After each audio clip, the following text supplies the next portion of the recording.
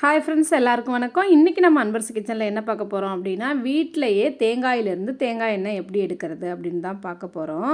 இதை போல் தேங்காய் எண்ணெய் எடுத்து நாங்கள் ரொம்ப வருஷமாக தலைக்கு யூஸ் பண்ணிக்கிட்டு இருக்கோம். இது வந்து டெய்லி யூஸுக்காக தான். வாங்க இது எப்படி செய்கிறதுன்னு பார்க்கலாம். இந்த தேங்காய் எண்ணெய் ரெடி பண்ணுறதுக்கு ஒரு 5 தேங்காய் எடுத்திருக்கேன். அதை நான் பல்லாக கீந்து வச்சுருக்கேன் பாருங்கள். இப்போ இந்த தேங்காய் கீத்தெல்லாம் மிக்சியில் போட்டு நான் அரைக்க போகிறேன். இதை 2-3 தடவையாக தான் அரைக்கணும். இதையே நம்ம துருவி எடுத்துட்டோம் அப்படின்னா கிரைண்டரில் ஒரே தடவையாக அரைச்சி எடுத்துடலாம். இந்த தேங்காவை நான் மிக்சியில் அரைச்சி எடுத்துகிட்டு வந்திருக்கேன் பாருங்கள். ஒரு பாத்திரத்தில் நான் துணி கட்டி வச்சுருக்கேன். இந்த துணியில் அப்படியே கொட்டிடலாம். கொட்டிட்டு அப்படியே சேர்த்து புழிஞ்சோம் அப்படின்னா அதில் இருக்க பாலெல்லாம் வந்து வடிஞ்சு வந்துடும். இதை போல் நம்ம எல்லாத்தையுமே அரைச்சி எடுத்துக்கலாம். பாருங்கள், அரைச்சி தேங்காய் பாலெலாம் எடுத்துட்டேன். இப்போ இதை அப்படியே ஒரு பக்கெட்டில் சேர்த்துக்கிறேன். நீங்கள் அகலமான பாத்திரம் எது இருந்தாலும் அதில் சேர்த்துக்கங்க. இப்போ இதை அப்படியே மூடி நான் ஒரு நைட் ஃபுல்லாக அப்படியே வச்சிட போகிறேன். இப்போது ஒரு 5-6 மணி நேரம் வச்சா தான் நமக்கு அந்த தேங்காய் எண்ணெய் எடுக்கக்கூடிய ஏடெல்லாம் மேலே வரும். இங்கே பாருங்கள், இப்போ நான் திறந்து பார்க்குறேன். இந்த ஏடு மாதிரி மேலே படிஞ்சிருக்கு பாருங்கள். இது எல்லாத்தையுமே ஒரு கரண்டி வச்சு எடுத்துடலாம். பாருங்கள், கரண்டி வச்சு நம்ம எல்லாமே எடுத்துட்டோம். அதுக்கப்புறம் இதை வந்து நான் ஒரு இரும்பு கடாயில் தான் சேர்த்துருக்கேன்.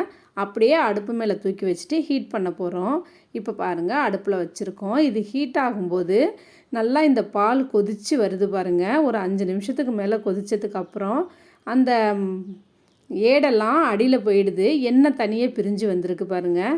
நீங்கள் இப்படியே வடிகட்டி வச்சுக்கிட்டாலும் நல்லா பியூராக தேங்காய் எண்ணெய் பார்க்குறதுக்கு சூப்பராக இருக்கும். அப்படி கூட யூஸ் பண்ணலாம். நான் இது கூட கொஞ்சம் இந்த இலைகள், செம்பருத்தி பூ எல்லாம் சேர்க்க போகிறேன். இங்கே பாருங்கள், இப்போ இது கூட ஒரு கைப்பிடி அளவுக்கு கருவேப்பிலை எடுத்திருக்கேன். கொஞ்சம் செம்பருத்தி பூ எடுத்திருக்கேன். ஒரு கைப்பிடி செம்பருத்தி இலை எடுத்திருக்கேன். ஒரு 10 சின்ன வெங்காயத்தை நல்லா இடித்து வச்சுருக்கேன். அதையும் இது கூட சேர்த்துக்கிறேன். சேர்த்துட்டு நல்லா கொதிக்க விடலாம். பாருங்கள், ஒரு கொதி வந்ததுக்கு அப்புறம் அப்படியே இந்த கலர்லாம் மாறி இருக்குது பாருங்கள்.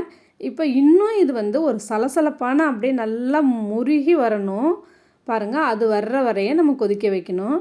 இப்போ பாருங்கள், ஒரு அரை மணி நேரமாவது ஆகும். நமக்கு ஒரு 20 நிமிஷமாவது குறைஞ்சது ஆகும். பாருங்கள், நல்லா கொதித்து இப்போ சலசலன்னு எல்லாமே நல்லா அப்படியே தொட்டால் உடையிற அளவுக்கு நல்லா முருகி வந்துருச்சு. இந்த டைமில் நம்ம இதை எடுத்து ஆற வச்சிடலாம்.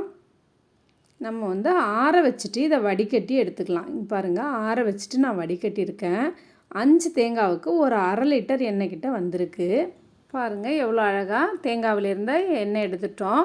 இந்த எண்ணெயை நம்ம தலைக்கு வந்து டெய்லி யூஸ் பண்ணலாம். டெய்லி யூஸ் பண்ண பழக்கம் இல்லாதவங்க அப்படின்னா அவங்க வந்து வாரத்துக்கு 2 முறை நைட்டில் வந்து நல்லா தலையில் தேய்ச்சிட்டு ஊறினதுக்கு அப்புறம் காலையில் ஷாம்பு போட்டு வாஷ் பண்ணிடலாம். சூப்பராக முடி நல்லா இருக்குங்க. அதே சமயம் முடி கொட்டுறது வந்து 100% வந்து நின்றுடும்.